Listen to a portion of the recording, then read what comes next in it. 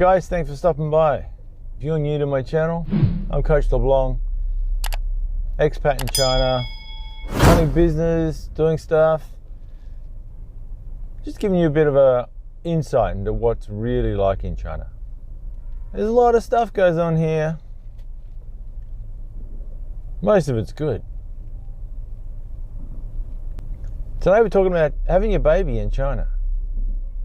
I've already made a video. Check it up in my list here. Daily life in China. A couple of videos, in fact. But now we're talking, how do you get your foreign passport? How do you get your baby registered back in your home country? How easy is it? Is it easy? Well, you would think so. Many people come to China, try to do things in China, and they think, oh my God, everything is so difficult. There's so many documents, so many forms, so many departments to get simple things done. You think getting your babies registered and getting passports is going to be easy because you're dealing with your home country. It's not like China, is it now?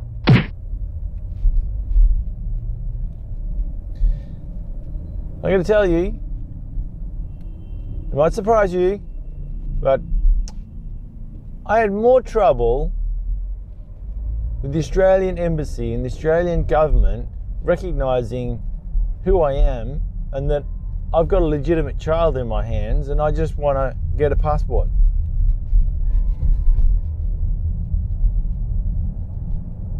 And the Chinese were flexible on their rules to accommodate the slow and painful and bureaucratic Australian system. So be careful. Do your homework. Expats, do your homework. If you're going to have your baby in China, be very careful because you may run into some troubles. You may have a little headache. You may have a little bit of a panic. It'll probably get done in the end, but it might be a scary ride. Thinking, holy shit, I can't get my baby out of China.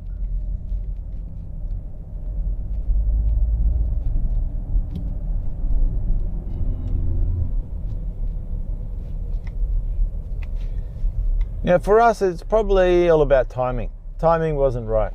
We had a daughter was born right on the cusp of China lockdown and Covid19 starting to ravage the country. China has a policy here. Generally speaking, they expect within 3 months. They expect within 3 months you'll have your baby registered with either a Chinese ID or a passport. Registered as living in China and then get a visa. But the process for us kicked off with COVID-19. It sent everyone home from the hospital that could give us the birth certificate. So we had to wait 1 extra month after she was born to go back and try to get the birth certificate, which was fun. And then, because here the hospitals issue the birth certificates. Then I could make the process online to try to apply for citizenship.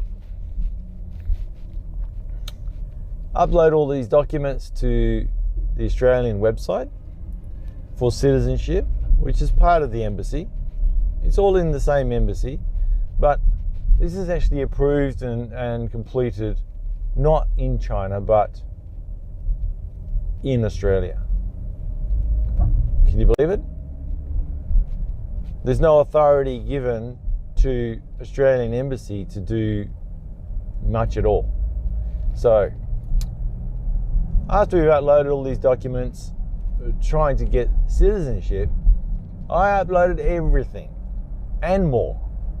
I had history of the baby, from Australia, doctor's letters from Australia.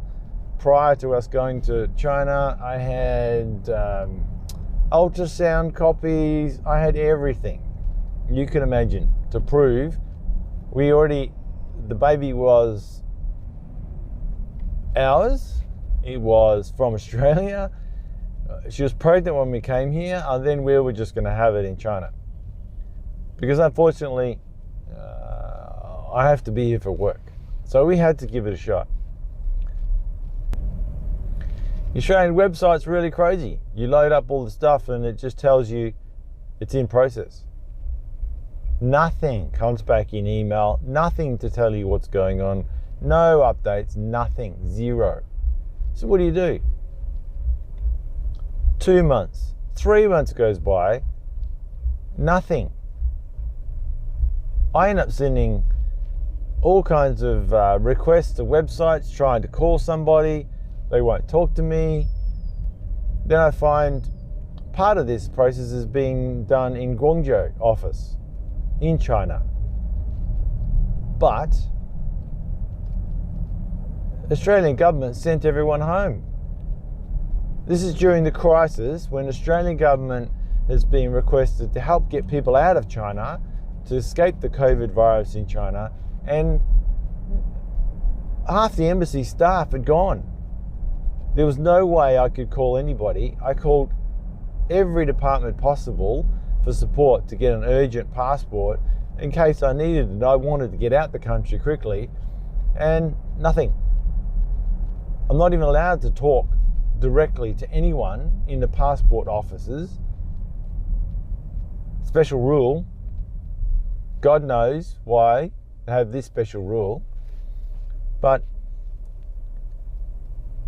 after we complained on the websites, then I got some feedback. Then I got finally some apologies. And I got some feedback, some results. Finally got some results. Citizenship certificate was done, it was approved. Then I'm trying to get it into my hand. During COVID, yeah, there was some flight restrictions, less flights going, less air freight floating around. But Australian government can't issue this certificate in China. The government has to send the citizenship certificate from Australia. Now you would think it could be approved and then printed out in China, but no, it's got to be sent from Australia. So we then are waiting, and we find it still hasn't been shipped. It's been made, been released, printed, another 2 weeks goes. So we are now 4.5 months after the birth of my daughter. We still haven't even got the citizenship certificate. And I'm told the passport application could take maybe 1 month. So I've got pressure from the China government to try to sort this out and get the visa sorted within the 3-month window. We've got a concession because the birth certificate wasn't available for the first month. So they gave us a bit of room. Weren't too pressing on the date of getting her registered in China. And then finally I get a document sent to us. It doesn't come to me, it's gone to the Beijing embassy. So the Australian embassy sent it to the Beijing embassy. Then it got stuck in Beijing embassy for another 2 weeks while I made phone calls, sent emails, raising the urgency of it, tried to call the special hotline that's helping everyone escape China from the COVID virus. Nothing. Couldn't get a reply. Unbelievable. Great way to treat an Aussie in China, stuck here when there's a bloody virus running around. Too bad if I wanted to get out in a hurry.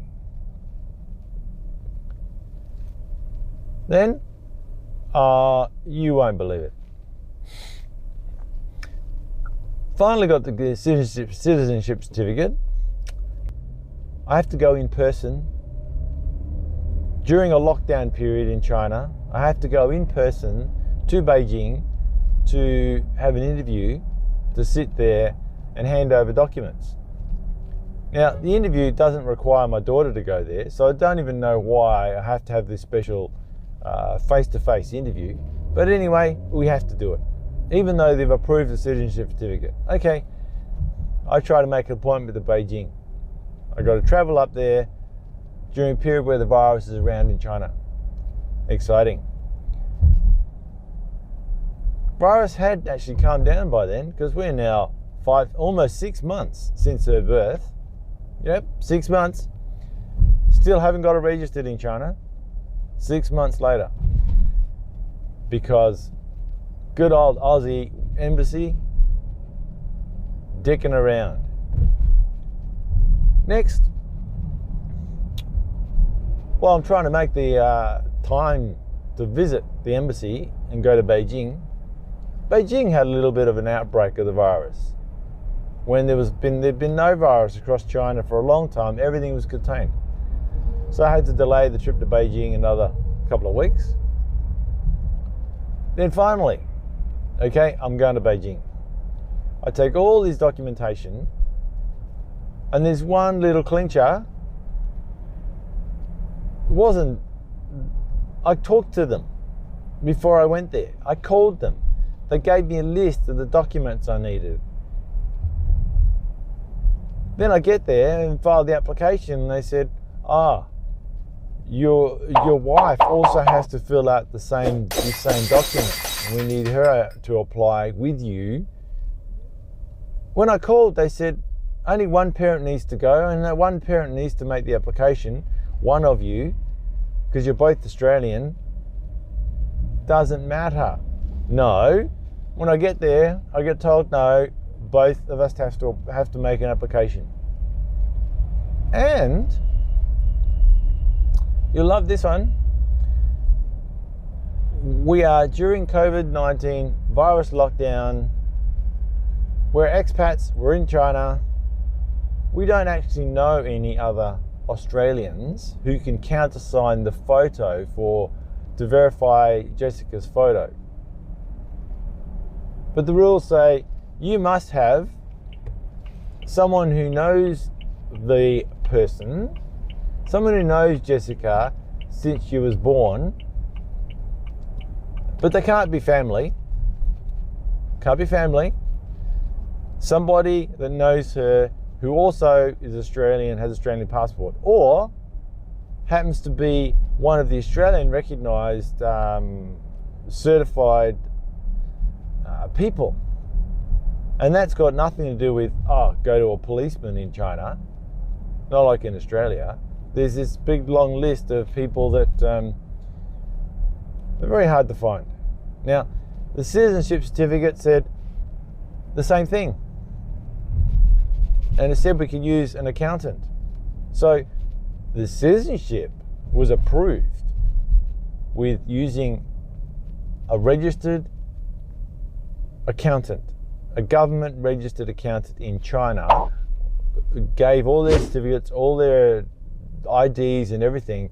Citizenship people in the same embassy approved it. So I got a citizenship certificate using this accountant as our person to sign it, which is accountant to our business and knows us really well and can verify the photo. Very legitimate. But they prefer I run around for the passport, try to find some Australian and get them to sign it and get their passport, copy the passport. Doesn't matter if they know me or anything else, or they know Jessica, really. I just need an Australian person that's in China to sign the passport. Because obviously if they think they can't approve them for being in China, or they can't approve them as having seen Jessica unless they're in China, because they have to have seen her in person. Unbelievable. I tried to arrange with a friend in Australia, get it signed. get the photo signed. But they didn't agree with that. They still wouldn't accept that. Even though it was signed by an Australian who's seen Jessica on video and stuff, they still wouldn't accept it because that person in Australia who signed the document for us, signed her photo, wasn't actually in China, couldn't have actually seen it. So, awesome. What do you do with that? What do you do? It's now 9 months have gone and we're still going around in circles. I tried to call some departments of the embassy saying, excuse me, how do I get an urgent passport if I want to get out the country? How do I get on one of those airplanes and get a visa and get a passport to get out the country? If I want to get on one of those airplanes the Australian government chartered to help people escape China, escape the virus. I tried every angle to put urgency on it to see if I could get it done. Nobody could help me. Unbelievable. So be careful if you're an Aussie and you're overseas and you're doing business or you're living overseas as an expat. Don't too much think the Aussie government is going to give a shit about you. Don't think for a second the Australian government's really going to care, because they don't. They can't concession anything. They can't make any sort of arrangements outside ridiculous rules that are different in different departments in the same bloody embassy, where you can't have the same. They can give you a citizenship certificate, but they can't give you a passport. So they can allow my daughter to become an Australian, but they won't let her come into Australia. How does that work? Unbelievable. Okay. I've had my rant. I've bitched about this, as you can imagine, on a few occasions. Thankfully, it's all done. I've got a passport. I finally got there after negotiating very heavily with the people in the embassy in Australia. I had to demand, I talked to managers in the embassy and make a big noise to get anywhere.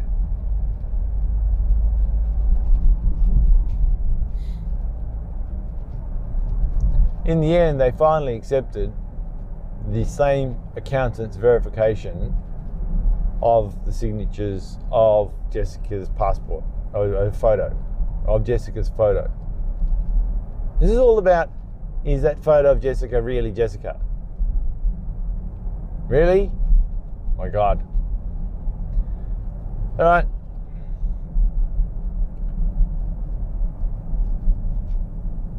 Be careful. If you're an Aussie expat overseas, be careful. The Aussie embassy may not be very useful. All right, I'm off. Hope you enjoyed the video, found it interesting, maybe amusing. The China embassy and the China visa office, they were very forgiving. When I told them the story, they just smiled. They approved 10 months after she was born to get her validated, get her approved, get her registered in China. No issues. Till next time, be careful. Stay safe. Have a good one.